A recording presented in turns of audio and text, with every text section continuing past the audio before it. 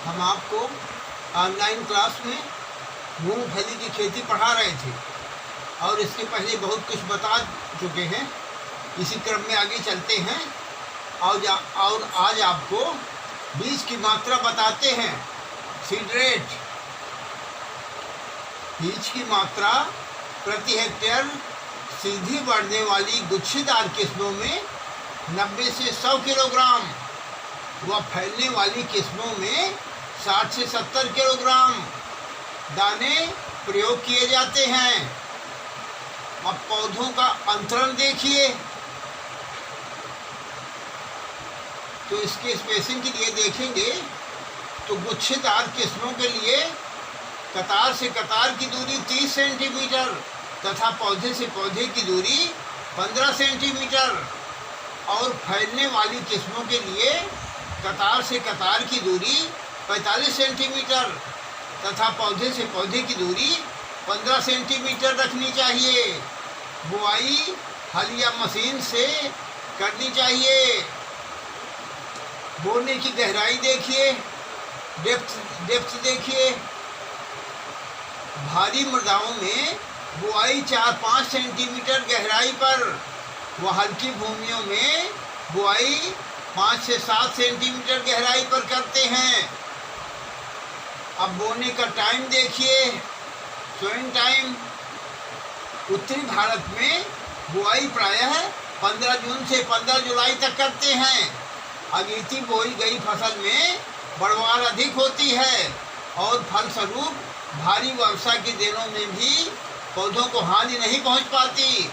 वर्षा प्रारंभ होने पर बोई गई फसल की वृद्धि खरपतवारों की बढ़वार के कारण कम हो सकती है। अब बोने की विधि देखिए, मेथड ऑफ द सोइंग। तो इसमें पहली विधि तो है हल के पीछे बुआई, देसी हल के पीछे, बिहाइंड द प्लाऊ। इस विधि में बीज की बुआई 5-6 सेंटीमीटर गहरी कूड़ में की जाती है।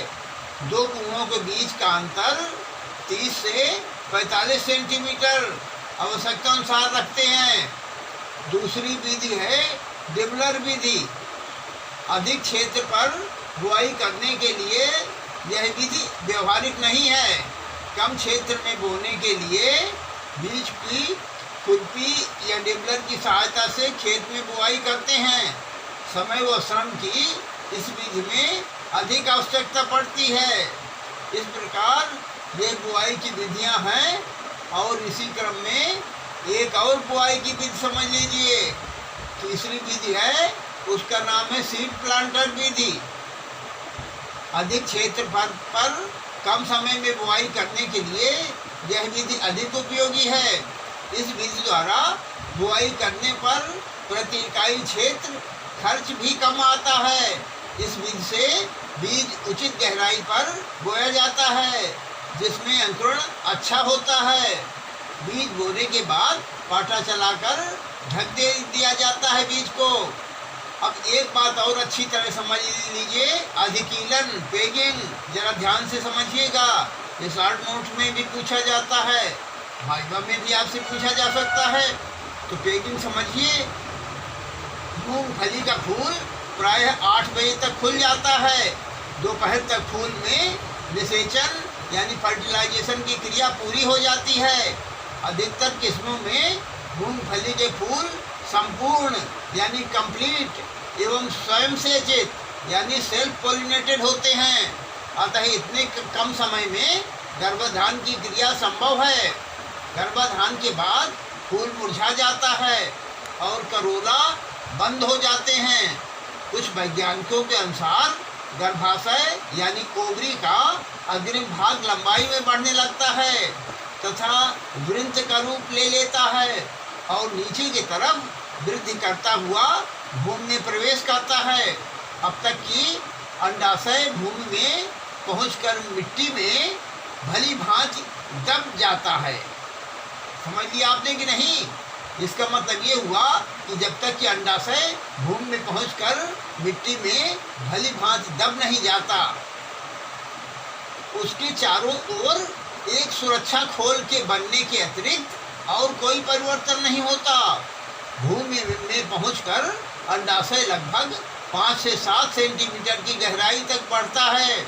निषेचन के बाद मृदा में अंडाशय के प्रवेश एवं वृद्धि को ही पेगिंग डाउन कहते हैं। यही पेगिंग है।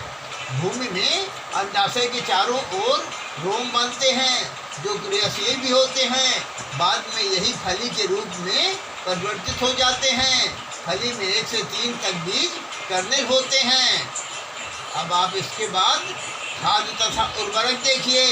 Manure and fertiliser. मूंगफली दलहनी फसल होने के कारण इसे नाइट्रोजन की कम आवश्यकता होती है। मूंगफली में खाद की मात्रा मृदा परीक्षण के आधार पर देना चाहिए। औसत रूप से 15-20 kilogram nitrogen, 60 kilogram phosphorus, 40 kilogram potash, 150 kilogram gypsum तथा 1 किलोग्राम बोरेक्स प्रति हेक्टेयर की दर से प्रयोग करना चाहिए। संपूर्ण उर्वरकों को कूड़ों में बुआई के समय बीज से लगभग 3 से 5 सेंटीमीटर गहरा डालना चाहिए। अब सिंचाई एवं जल निकास समझिए। उत्तरी भारत में मूंगफली की बुआई वर्षा प्रारंभ होने पर करते हैं, अतः सिंचाई की विशेष आवश्यकता नहीं होती। दक्षिणी भारत में ग्रीष्मकालीन फसल में 10 से 15 दिन के अंतर पर सिंचाई की आवश्यकता होती है। खरीफ की फसल में सूखा पड़ने पर आवश्यकता अनुसार 2 सिंचाई कर सकते हैं। विशेषकर पैगिंग यानी खूंटियों के समय तथा फलियों में दाने भरते समय भूमि में पर्याप्त नमी का होना आवश्यक है। भारी वर्षा के कारण जब खेत में पानी इकट्ठा होने लगे तो जल निकास से पानी को बाहर निकाल देना चाहिए। अब निराई गुड़ाई समझिए और रासायनिक विधि से खरपतवार नियंत्रण भी समझ लीजिए। तो पहले तो आप ये समझिए कि निराई गुड़ाई का महत्व मूंगफली की खेती में बहुत अधिक है। 15 दिन के अंतर पर 2-3 बार निराई गुड़ाई करना आवश्यक है। गुच्छेदार किस्मों में मिट्टी चढ़ाना लाभप्रद पाया गया है। जब पौधों में अधिकीरण यानी नसें फलियों के बनने का समय, जिसको पेगिंग की क्रिया कहते हैं, प्रारंभ हो जाए तो कभी भी निराई गुड़ाई नहीं करनी चाहिए और मिट्टी चढ़ाने की क्रिया नहीं करनी चाहिए, अन्यथा नसें टेक्स कट जाएंगे, वह फसल की उपज कम हो जाएगी।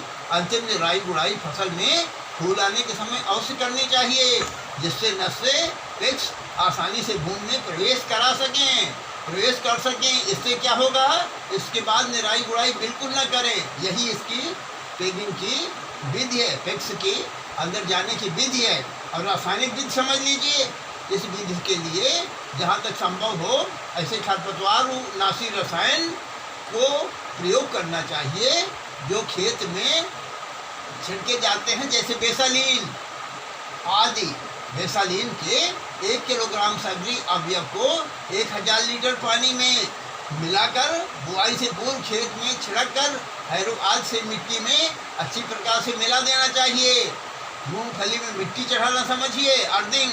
मूंगफली की फसल में विशेषकर गुच्छेदार जातियों में मिट्टी चढ़ाने की अधिक उपज मिलती है।